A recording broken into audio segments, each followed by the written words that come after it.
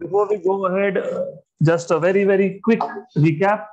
तो last session में हमने इलास्टिसिटी स्टार्ट किया था, स्ट्रेस हमने डिफाइन किया जो पता होना चाहिए, it is internal restoring force upon area और deforming force upon area. Deforming force मतलब अप्लाइड फोर्स, तो stress is force upon area in short. It has same dimensions of pressure and units of pressure, मतलब newton पर metre square. Then we have defined what is strain, change in dimensions per unit original dimensions, and then we have seen types of stress and strain. उसमें पहला type था longitudinal या फिर tensile या फिर compressive. When the force changes the length of a solid, then the stress associated is called as tensile stress. और normally length change करने के लिए हम वायर के नीचे एक लोड लगा देते हैं, लोड मतलब mg, तो wait is force mg upon pi r square, and tensile strain is change in length per unit original length, so delta L by L, where delta L was increase in the length. Then we have seen what is compressive or hydraulic stress. Compressive मतलब basically compressive क्यों, क्योंकि compression ही हो रहा है ना यहाँ पे, तो उसको कंप्रेसिव भी बोल सकते हो, इसको वॉल्यूम भी बोल सकते हो, इसको हाइड्रोलिक भी बोल सकते हो। सो वॉल्यूम स्ट्रेस और hydraulic stress, in this case volume stress is change in force upon area. Why change in force? क्योंकि पहले ये जो हमने मटेरियल लिया है, मतलब जो बॉडी लिया है, it is sphere, may be rubber sphere, शायद ये पहले एयर में था, तो एटमॉस्फेयर की वजह से देयर वाज सम फोर्स, फिर आप इसको एक लिक्विड में ले गए, वाटर में ले गए, तो then there is some another force, तो डीएफ मतलब change in force, final minus initial, final force is greater than initial in this case upon area. But as you know, when an object is inside liquid, तो वहां पे pressure exert करेगा liquid. dp is change in pressure, क्योंकि पहले अगर वो air में था तो एयर का प्रेशर, एटमॉस्फेरिक प्रेशर, और अब लिक्विड में है तो लिक्विड का प्रेशर, तो dp is change in pressure, so dp is df by a, तो df is adp, तो यहाँ पे df की जगह पे क्या लिखोगे, adp, a कैंसिल करोगे तो you will have dp, so volume stress will be dp, right? And volume strain is change in volume upon original volume, change in volume delta v upon original volume v. Negative sign indicates there is compression, मतलब volume is decreasing. फिर हमने देखा था shearing stress या shear stress. तो when the force changes shape of a body, then the stress associated is called as shear stress. That is nothing but tangentially applied force upon area. हमने cube लिया, उसके upper surface पे tangential force apply कर दिया था, जिसने shape change किया। क्यों चेंज किया? क्योंकि बेस वाज फिक्स्ड, बॉटम को आपने फिक्स कर दिया है, आप ऊपर की सरफेस पे ग्रेजिंग फोर्स मतलब टेंजेंशियल फोर्स अप्लाई कर रहे हो। Tangential force upon area is nothing but shear stress. Shear strain is change in shape upon original shape, but as I told you कि हम शेप डायरेक्टली मेजर नहीं कर सकते। आप इतना बोल सकते हो कि पहले क्यूब था, अभी पैरेललोपिपेड बन गया, लेकिन कितना चेंज हुआ ये नहीं बोल सकते। तो रिलेटिव चेंज इन शेप ये मेजर करने के लिए you see what is the relative displacement of any layer. कोई भी एक लेयर बेस को छोड़ के, क्योंकि बेस वाज फिक्स, उसको छोड़ के हर एक लेयर शिफ्ट हुआ है। तो you could have taken any other layer also, आप यहाँ पे भी कोई लेयर ले सकते थे, राइट? तो यहाँ पे भी कोई लेयर ले लिया, तो इस लेयर का भी शिफ्टिंग हुआ ही है। So you could have done this. तो ऐसा आप बता सकते थे कि ये लेयर शिफ्ट हुआ है। Yes, there is shift in each layer except for the base. अब सभी शिफ्ट हुए तो सबसे बेटर क्या है? Better is to take the top most layer. तो shearing strain या shear strain डिफाइन करने के लिए यू से relative displacement of any layer which is HH dash या फिर EE डैश या फिर FF डैश या फिर GG dash upon two that of its distance from the fixed layer. उसी लेयर का डिस्टेंस कहां से? फिक्स्ड लेयर से। फिक्स्ड लेयर कौन सा था? बेस। तो कितना डिस्टेंस है? HA या फिर ED या फिर FC या फिर GB। तो यहां पे आपने सब्स्टिट्यूट कर दिया। अब इस HH डैश को मैंने बोला है डेल्टा L, मतलब जो शिफ्ट हुआ डिस्प्लेसमेंट उसको हमने बोला है डेल्टा L, और जो ओरिजिनल लेंथ था उसको हमने बोला है कैपिटल L, तो delta L by N। But if you see tan theta, ये जो एंगल बना ना इसको हमने बोल दिया theta. What is tan theta? Opposite by adjacent, तो HH डैश मतलब डेल्टा L अपॉन L। तो यू हैव tan थीटा। इसका मतलब shear strain is equal to tan theta. अगर थीटा स्मॉल होगा तो tan theta is equal to theta. तो हमारा यहां तक कल हुआ था। Now going ahead, now you have Hooke's law.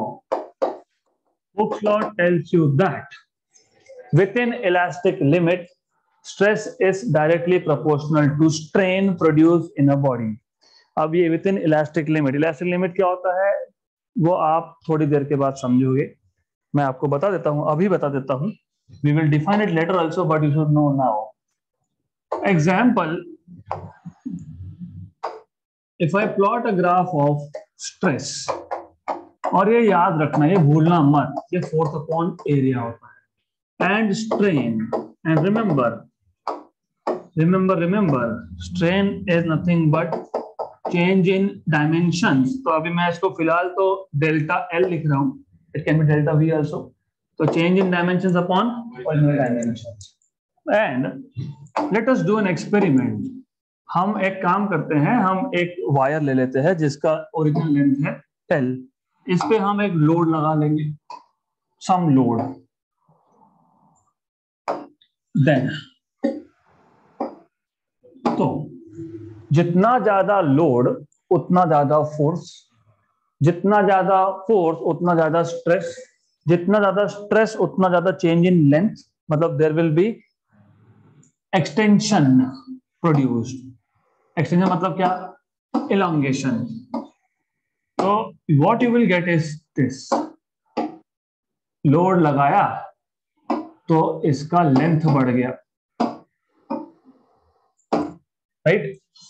Now if I decide to increase the load further, अगर मैं इस पे और ज्यादा लोड लगा देता हूं तो of course if you increase the load तो there will be more extension. Load increase करना मतलब फोर्स इंक्रीज करना, मतलब स्ट्रेस इंक्रीज करना, मतलब चेंज इन लेंथ और ज्यादा होगा, मतलब स्ट्रेन ज्यादा होगा। तो in short stress is proportional to strain. जितना ज्यादा स्ट्रेस उतना ज्यादा स्ट्रेन, राइट? तो you should know stress is proportional to strain. अब ये पता होना चाहिए, जब y is proportional to x लिखते हो तो आप लिखते हो y इक्वल टू mx, मतलब where m is slope and this is a line, this is the equation for straight line. So you will get something like this. तो stress की जिस वैल्यू तक, द वैल्यू मैक्सिमम वैल्यू किसका? Stress का। The maximum value of stress up to which stress strain curve is a straight line.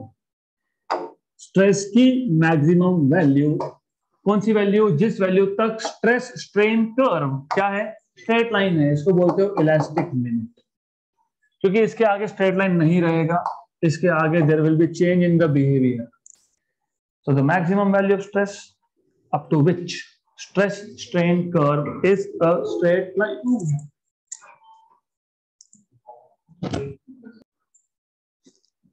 So as you can see it is y equal to mx form. हमको पता है it is a straight line. जिस point तक straight line होगा उसको बोलेंगे elastic limit. इसके बाद बिहेवियर चेंज होगा। तो this is what you need to no.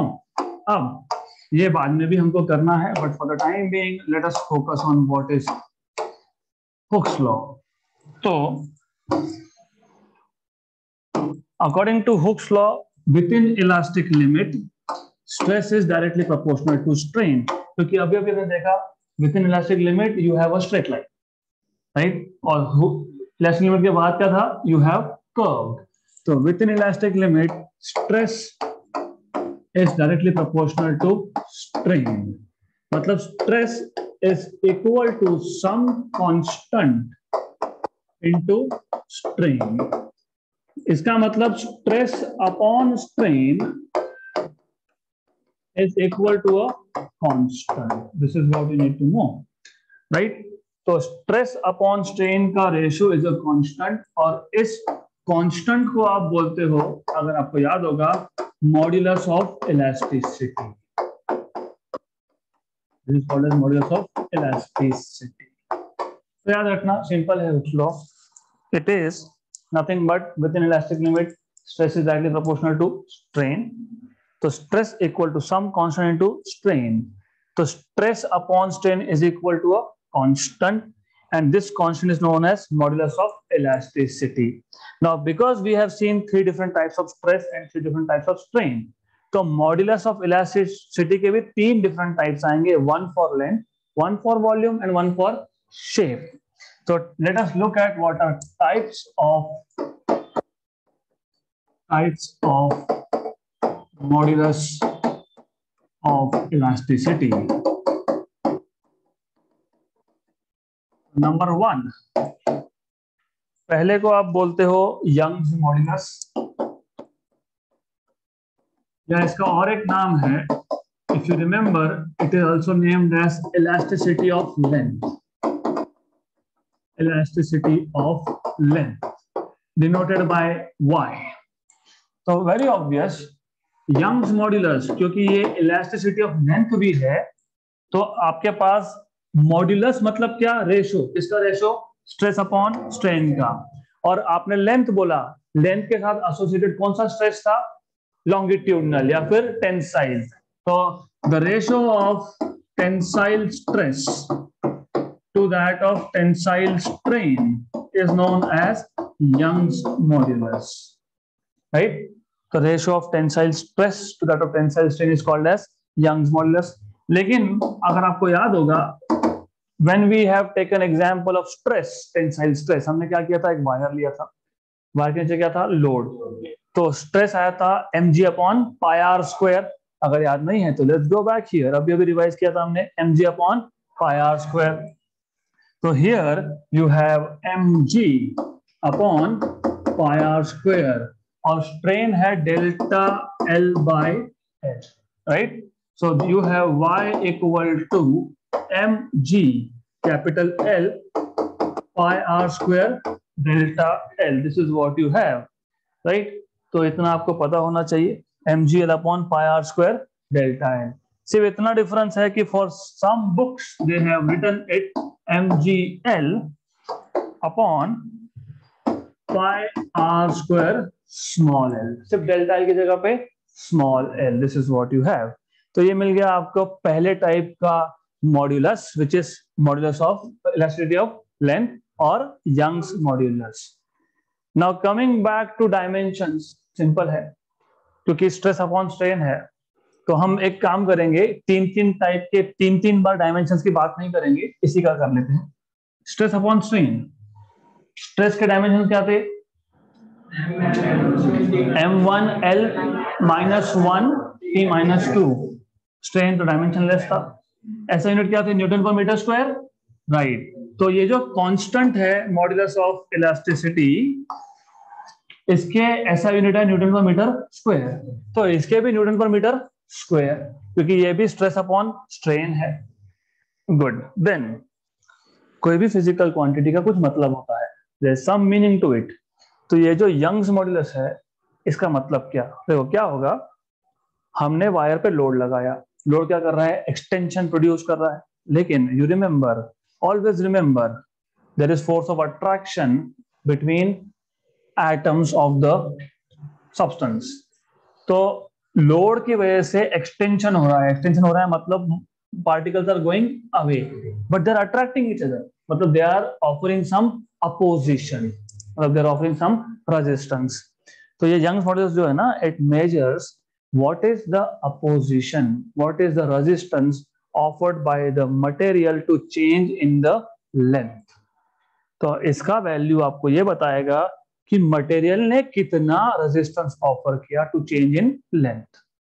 Second type is bulk modulus. Second type is bulk modulus, या इसको और एक नाम है elasticity of volume.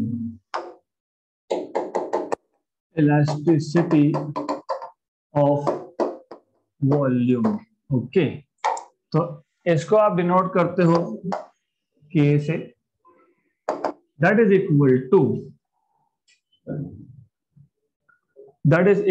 to volume stress upon volume strain. Volume stress upon volume strain, और आपको already पता है volume stress is dP, right, and volume strain is delta V by V। से मैं यहाँ पे लिखूंगा डेल्टा की जगह पे dV बाय V, तो V जाएगा ऊपर और विथ अ नेगेटिव साइन। तो negative sign only tells you that volume is decreasing. तो ये याद रखना, you have volume stress by volume strain.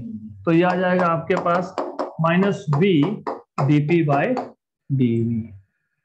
Good, this is what you have, this is bulk modulus. तो formula तो हमारे पास already है, वॉल्यूम स्ट्रेस हमने करके रखा है, वॉल्यूम स्ट्रेन हमने देख के रखा है, जस्ट वॉल्यूम स्ट्रेस लो, वॉल्यूम स्ट्रेन लो, दोनों का रेशियो ले लो, you get a modulus which is called as bulk modulus. इसका भी ऐसा यूनिट वही आएगा, न्यूटन पर metre square. Bulk modulus measures what is the opposition offered by a material to change in its volume. वहां पे था resistance offered by material to change in its length, और यहाँ पे है resistance offered by material to change in volume. सिर्फ इतना है। अब मैं फिलहाल for the time being I am not writing negative sign, क्योंकि नेगेटिव साइन का सिर्फ मतलब ये होता है कि वॉल्यूम कम हो रहा है। तो if I talk only about magnitude, if I take the ratio of bulk modulus, उसको हम बोलते हैं compressibility. So compressibility is defined as the reciprocal of bulk modulus। मतलब सिर्फ इसका रेसिप्रोकल, तो ये आएगा dV upon V dP, right. तो ऐसा यूनिट 1 अपॉन न्यूटन पर मीटर स्क्वायर, मतलब मीटर स्क्वायर पर मीटर, यह आ गया कंप्रेसिबिलिटी का ऐसा यूनिट। तो you should know the reciprocal of bulk modulus is defined as compressibility. If you go for engineering, पहले ही साल में आपको एक्सपेरिमेंट आएगा जहां पे आपको बोलेंगे find out the compressibility of water. इसका फिजिकल मतलब क्या होता है, इसका रियल मतलब ये है, if I change the pressure by 1 unit, 1 unit मतलब 1 न्यूटन पर metre square, what is the change in volume of that substance. मतलब पर यूनिट चेंज इन प्रेशर के लिए वॉल्यूम में कितना चेंज हुआ, that is nothing but compressibility, right. तो compressibility basically means how much change in volume is produced per unit change in pressure। एक pascal से प्रेशर चेंज करो तो वॉल्यूम में कितना चेंज हुआ, that is compressibility। Then you have the third type which is called as modulus of rigidity, modulus of rigidity or elasticity of shape, elasticity of shape। और अगर आपको पता है रिजिड का मतलब क्या, स्टबन है ना, रिजिड रिजिड है, सुनता नहीं है, चेंज नहीं होता है। तो मॉड्यूलस ऑफ रिजिडिटी मतलब शेप में चेंज से रिलेटेड है। ये रिजिड रिजिड होगा तो शेप जल्दी से चेंज नहीं होगा। सो मॉड्यूलस ऑफ रिजिडिटी और elasticity of shape is basically denoted by eta. It is shear stress upon shear strain, shear stress upon shear strain, right. और आपको ऑलरेडी पता है shear stress, going back here, tangential force upon area, Ft by A। That is tangential applied force F suffix T by A, और ये था theta, याद है ना, शियर स्ट्रेन tan थीटा या फिर थीटा स्मॉल होगा तो theta, right. For small angle it is just theta. तो ये आ जाएगा Ft upon A theta. Again same units, newton पर metre square. This particular quantity, कौन सा, modulus of rigidity, measures what is the opposition offered by the material to change in its shape, right. तो ये 3 type के आपके आ गए modulus, elasticity of length, elasticity of volume, elasticity of shape. इसके बाद है पॉइसॉन्स ratio. What you have is Poisson's ratio after this. What is Poisson's ratio? मैंने आपको पहले ही बताया था, ये इसको प्रोनाउंस करते हैं Poisson's, लिखते हैं poison, it's not Poisson's ratio, it's Poisson's ratio। So what happens is if you remember, अगर आपके पास फॉर एग्जाम्पल एक वायर है, इसको आपने नीचे लोड लगा दिया, so if you attach some kind of load over here, so because of the load length will increase, मतलब यहां पे लॉन्गिट्यूडिनल एक्सटेंशन है, so there is longitudinal extension, but remember length बढ़ने के साथ साथ इसका थिकनेस भी कम हो रहा है, so longitudinal extension is always accompanied by lateral contraction, मतलब ऐसा है लेंथ बढ़ेगा तो थिकनेस कम होगा, राइट, थिकनेस बढ़ेगा तो लेंथ कम होगा, तो एक्सटेंशन के साथ हमेशा कंप्रेशन भी होगा, जिस डायरेक्शन में एक्सटेंशन है उसके परपेंडिकुलर डायरेक्शन में कॉन्ट्रैक्शन होगा, राइट, अगर आप लेंथ बढ़ाओगे तो थिकनेस कम होगा, थिकनेस बढ़ाओगे तो लेंथ कम होगा, तो जिस डायरेक्शन में एक्सटेंशन है उसको परपेंडिकुलर डायरेक्शन में कॉन्ट्रैक्शन है, this is what you need to know. Then Poisson's ratio आपको क्या बताता है? It tells you longitudinal extension, longitudinal extension, extension मतलब basically strain, is directly proportional to lateral contraction, मतलब lateral strain, right?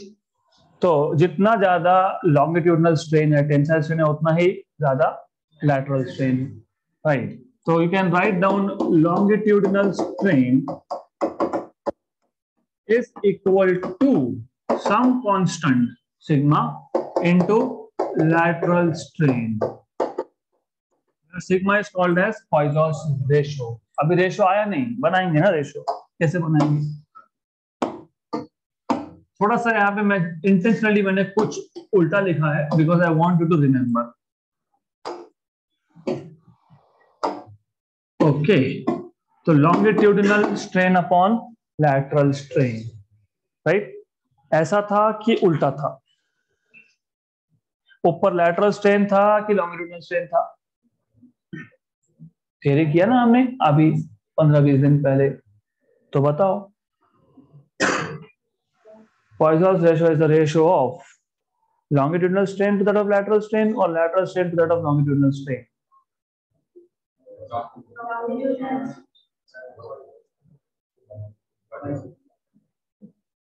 Is this correct? Yes, sure. So you have to always remember, 2 साल याद रखना होता है, 15 दिन नहीं हुई। तो let me take you back to our theory classes and let's see if what you're saying is right or wrong. Okay, so let's go back to here, then okay, fine, good. Questions, Poisson's ratio. Poisson's ratio.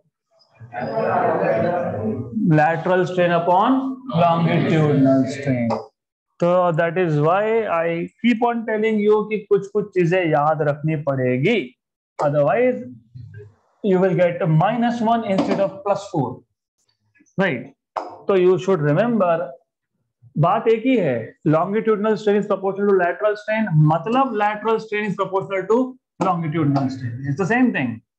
It's the same thing. कोई problem नहीं है, सिर्फ define करते वक्त you have to remember कि while writing down आप बोलोगे lateral strain is directly proportional to longitudinal strain, hence lateral strain is equal to some constant sigma into longitudinal strain. Therefore, sigma, which is called as Poisson's ratio, is the ratio of lateral strain to that of longitudinal strain.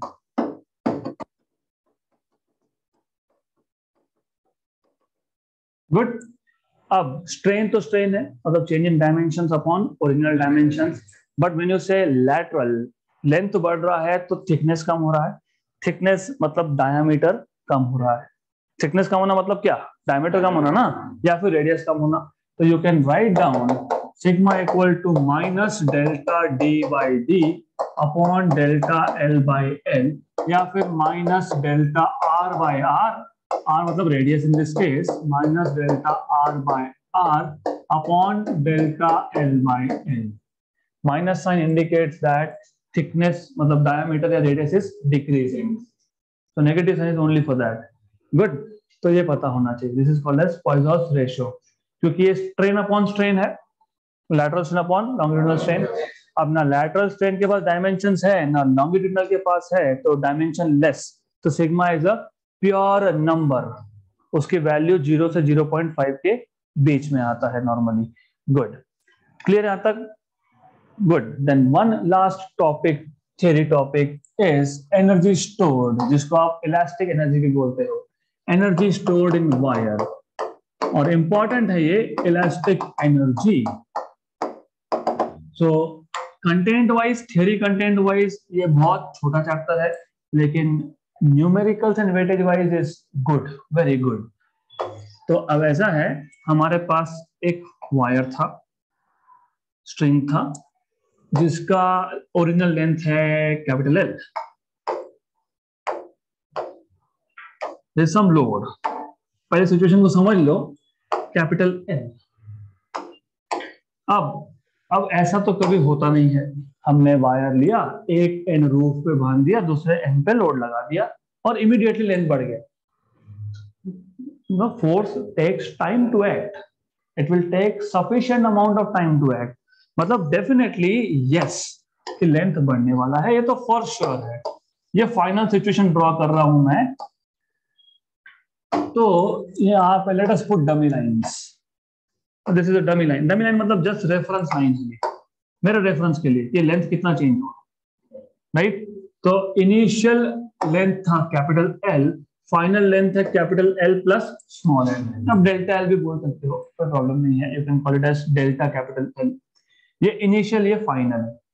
तो final situation में force, you know, final situation में Y, Young's modulus,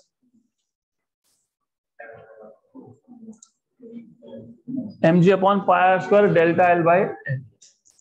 mg की जगह पे मैं लिखूंगा f, पाई r square की जगह पे लिखूंगा मैं a, तो ये आपको मिलेगा f by a upon delta L by L. मतलब आप लिख दोगे यहाँ पे f by a, delta L को मैं बोल रहा हूँ स्मॉल n, राइट? तो this is equal to f capital L upon a small l, राइट? तो यहां से आपको मिल जाएगा force capital F। What is capital F? Y A small l upon capital L, equation number 1। ये फॉर्मूला कब? ये फाइनल सिचुएशन है, मतलब मैंने वायर लिया जिसका लेंथ L था, मैंने लोड लगा के छोड़ दिया, 2 घंटे, 3 घंटे, 4 घंटे, 6 hours, 10 hours, whatever it is. This is the maximum change in length that you can have. Final situation, इससे ज्यादा लेंथ चेंज नहीं हो सकता। उस केस में वायर पे कितना फोर्स है? Y A small L by capital L. कहां से आया? यंग्स मॉड्यूलस के फॉर्मूला से। बट वेट अ मिनट, कोई इंटरमीडिएट स्टेज भी रहा होगा, तो ऐसा भी कुछ स्टेज आया होगा जिसमें change in length is x, right? तो इस स्टेज पे जो फोर्स एक्ट होगा वो होगा स्मॉल एफ। अब इसका भी मतलब समझा देता हूं। तो फिजिक्स का प्रॉब्लम क्या है ना, when you read it you have to understand कि क्या बोलना चाहते हैं। सी द आइडिया इज, मेरे पास अगर 10 किलोग्राम का लोड है, जी की वैल्यू 10 मान लेते हैं, इमेजिन, तो what is total load? 100 Newton. मतलब मैंने जब जस्ट कनेक्ट किया तब 0 था क्योंकि जस्ट कनेक्ट किया, और फाइनल सिचुएशन में कितना है? 100 न्यूटन। 0 से 100 होने के बीच में मैंने पहले ही बता दिया कि फोर्स एकदम से एक्ट नहीं होता, it is a slow process, gradually increasing. तो 0 से 100 के बीच में कोई स्टेज आया होगा जहां पे मान लो 20 न्यूटन का फोर्स एक्ट हो रहा है, 30 का हो रहा है, उसको बोल रहा हूं मैं स्मॉल एफ। तो स्मॉल एफ क्या आएगा? वाई ए स्मॉल एक्स, क्योंकि जब ये सिचुएशन था तब एक्सटेंशन कितना था? एक्स। अब अब इमेजिन कि हमको लेंथ ऑफ द वायर को फर्दर इंक्रीज करना है। फर्दर इंक्रीज करना है मतलब हमको थोड़ा सा लेंथ ऑफ द वायर और बढ़ाना है, मतलब अब L प्लस एक्स से और आगे जाना है। तो कितना आगे जाना है? लेट अस से dx। सो लेट्स से कि we want to increase further. अपने आप होगा? नहीं, वर्क डन होगा। किसने किया? लोड ने किया। तो work done to increase the length by a small amount dx is dw। क्यों dw? क्योंकि small amount of work is done. What is work done? Force into displacement f dx, right? So dw, small amount of work done to increase the length by small amount dx is small f। क्यों small f? क्योंकि तब उस intermediate बीच के stage पे कितना force था? Small F था। Capital F तो फाइनल था ना। हाँ, तो फिर small F. What is small F? y a x by l dx। अब मुझे देखना है टोटल वर्क डन, मतलब फर्स्ट स्टेज से लास्ट स्टेज तक जाते जाते कितना वर्क डन हुआ। तो total work done can be obtained by integration. जिनको पता नहीं इंटीग्रेशन क्या होता है उनके लिए, पहले जीरो इंक्रीज इन लेंथ, फिर थोड़ा इंक्रीज हुआ मतलब dw वर्क डन हुआ, फिर थोड़ा और हुआ मतलब वापस से dw वर्क डन हुआ, फिर थोड़ा और हुआ। ऐसे बहुत बार dw dw dw dw amount of work is done. तो हर बार हम ऐड करेंगे, लेकिन ये कंटिन्यूअस प्रोसेस है।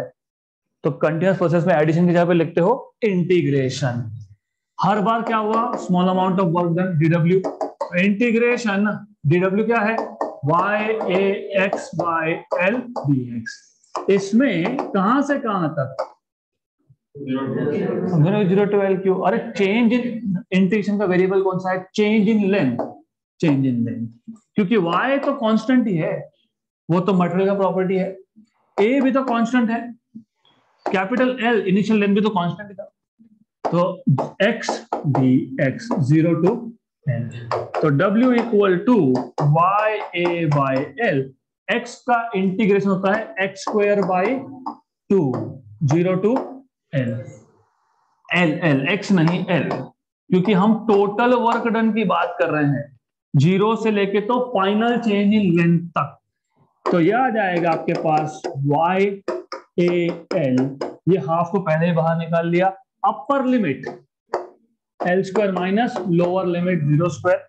तो this is work done which is half y a by capital L into L square. एक काम करते हैं, एल स्क्वायर को एल और एल लिख देता हूं। एल स्क्वायर था ना, तो एक एल अलग दूसरा अलग। ऐसा क्यों किया? ऐसा इसके लिए किया because equation number 1 y a l by l, that is final load, this is final load, half load and extension. Well, by the way, work is a form of energy which can neither be created। कहां गई energy? Store. कहां store हुआ? Potential energy किस में store हुआ? Wire में, क्योंकि आप यहां पे वायर की बात कर रहे हो इसलिए। तो this work done is stored in the form of potential energy and is called as elastic energy. So you know force को हम बोलते हैं लोड और एल को बोलते हैं एक्सटेंशन। तो half load into extension is the energy stored in the wire। पूरे वायर में, रिमेंबर दिस वर्ड, एनर्जी कहां स्टोर हुआ? पूरे के पूरे वायर में, मतलब पूरे के पूरे वायर में, एक पार्ट में नहीं, पूरे वायर में, मतलब वायर के पूरे वॉल्यूम में। मतलब इट इज जस्ट लाइक मेरे पास एक वायर है, इस पूरे वायर के वॉल्यूम में एनर्जी स्टोर हो गया। मुझे पता करना है कि यूनिट वॉल्यूम में कितना एनर्जी है, मतलब पर मीटर क्यूब में। मैंने आपको पहले भी बताया था, आई टोल्ड यू, मेरे पास अगर 10 मीटर लंबा वायर है, टोटल चार्ज 20 कूलम है, तो 1 मीटर में कितना? नहीं 20/10 2। अगर मैं बोलता हूं ये पूरे वायर में 20 जूल का एनर्जी है और इस वायर का लेंथ है 10 मीटर, तो पर मीटर में कितना? 2 जूल पर मीटर। मैं अभी तक लेंथ की बात कर रहा हूं। मैंने अगर बोला इस पूरे वायर का वॉल्यूम है 10 मीटर क्यूब और टोटल एनर्जी है 20। तो what is per metre cube energy? 2 joule per metre cube, उसको हम बोलते हैं energy density. So energy density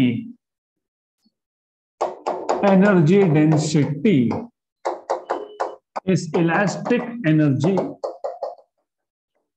upon volume. Elastic energy upon volume. और इलास्टिक एनर्जी अभी आपने लिखा ये लोग दिस वन हाफ FL और volume, right? Half, you know, wire is like a cylinder. Volume of cylinder is area into length. Area into length. Correct? F by E. Stress. L, small l by capital L. Strain. So energy density is half stress into strain. Very good. अब एक काम करता हूं, capital U तो reserve हो गया किसके लिए? एनर्जी के लिए। और यहाँ पे क्या एनर्जी डेंसिटी, मतलब क्या एनर्जी पर यूनिट वॉल्यूम, इसको हम स्मॉल u बोल देंगे। तो small u is what? Energy density which is half stress into strain. But wait a minute, हम किसकी बात कर रहे हैं? वायर की। वायर के लिए यंग्स मॉडुलस क्या होगा? Stress upon strain. हाँ, इसको टेंसाइल बोलेंगे, लेकिन ठीक है ना, है तो स्ट्रेस ही। तो you can also write down stress equal to y into strain.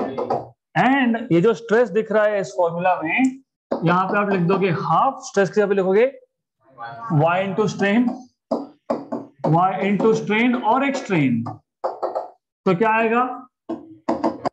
Half y into strain का स्क्वायर, या फिर strain is also stress by y, but strain is equal to stress by y. Therefore, energy density U is half y stress square upon y का square. So what you will get is एक y, so you will get U equal to half stress square by 2। तो देखो अब half load into extension is formula for potential energy, जिसको हम लोग elastic energy बोलते हैं। Than half stress into strain is for energy density, या फिर half y into strain square is also energy density, या फिर half stress square by y is also energy density. Clear? So that is the end of theory part of this chapter. From tomorrow we will solve numerical.